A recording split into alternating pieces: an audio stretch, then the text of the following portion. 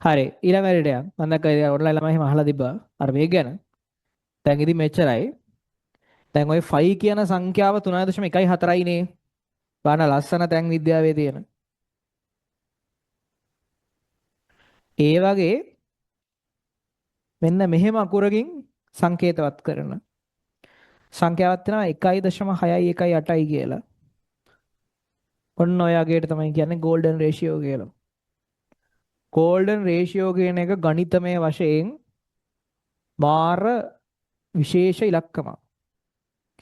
ගණිතයේ තියෙනවා ෆිබොනාසි සීක්වන්ස් කියලා එකක්. ඒක ඔයාලා කැම්පස් ගියාම ඉගෙන ගනි මැත්ස් කරන ළමයි ඒ වලට නෑ. ඒ කියන්නේ ඉලක්කම් රටාවක් තියෙනවා. හරිද? ඒ ඉලක්කම් රටාව හරිම විශේෂිත රටාවක්. ඒක හෙන අර ඒලියන්ස් ළගෙන් අපිට හම්බුණායයි කියන රටාවක්. එහෙම කියනවා මතයක් තියෙනවා. එතකොට මේ ඒ ෆිබොනාසි සීක්වන්ස් එක arrange වෙන්නේ මෙන්න මේ golden ratio එකේ හැටියට. ඒ තියෙන රටාව තියෙන විශේෂත්වය ෆිබොනාසි අපි මැත්ස් පැත්තට ඔකට තියන්න නැතුව සාමාන්‍ය ස්වාභාවික දේවල් ගැන කතා කරමුකෝ. මේ golden ratio එක ලෝකේ ගොඩාක් දේවල් වල ස්වාභාවික දකින්න හම්බෙනවා. උදාහරණයක් විදිහට මිනිස්සෙක් ගත්තොත් මිනිස්යාගේ මේ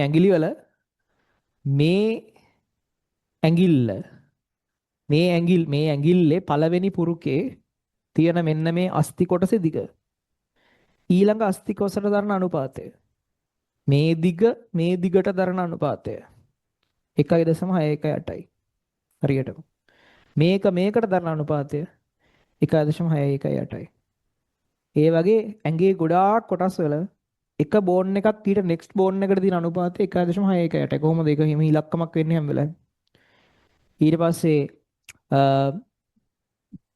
සන්ෆ්ලවර් ඒ කියන්නේ මොනවාද සූර්යකාන්ත වගේ ගස්වල තව ගොඩක් ගස්වල ඒකේ මලේ තියෙන ස්පයිරල් එකක් තියෙනවා. ඒ කියන්නේ මලේ තියෙනවා මැද්දේ තියෙනවා අර සීඩ්ස් මොනවද ඇට තියෙන්නේ.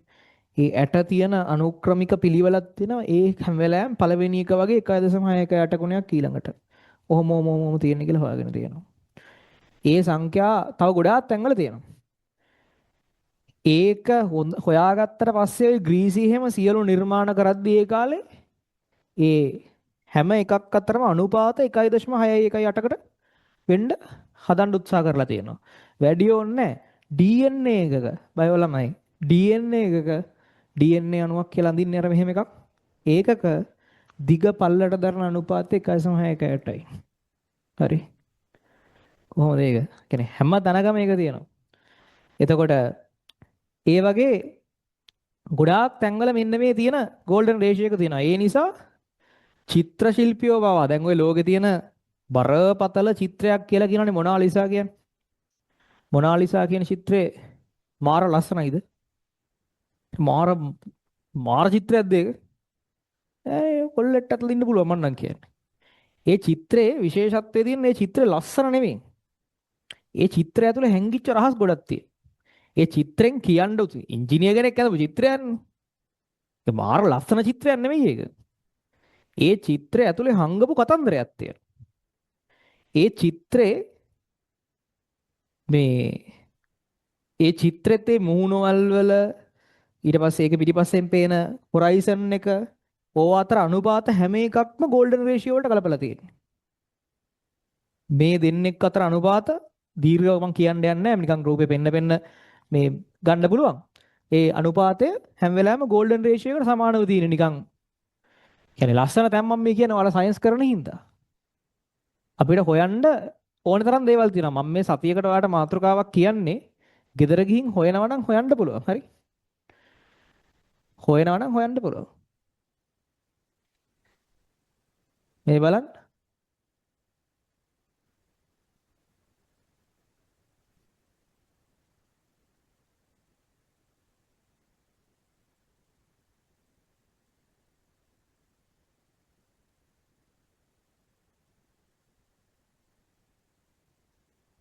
මේ තියෙන ෆිබිනාසි සීක්වන්ස් එකේ මේ golden ratio එකෙන් එන සටහන. හරිද?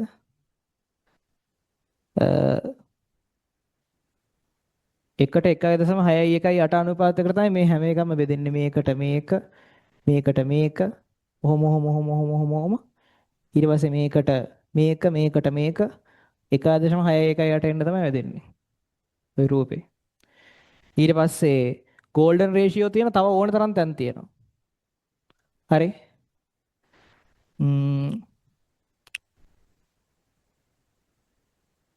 බලන්න.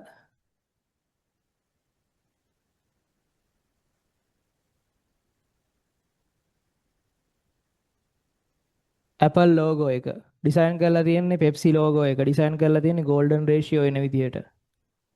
ඒ කියන්නේ මේකට මේක මෙහෙම මෙහෙම මෙහෙම මෙහෙම යන අනුපාතය හැම වෙලාවෙම 1.6ක් එන්න. Apple logo එක, Twitter logo එක golden ratio තියෙනවා, Pepsi logo එකේ golden ratio තියෙනවා.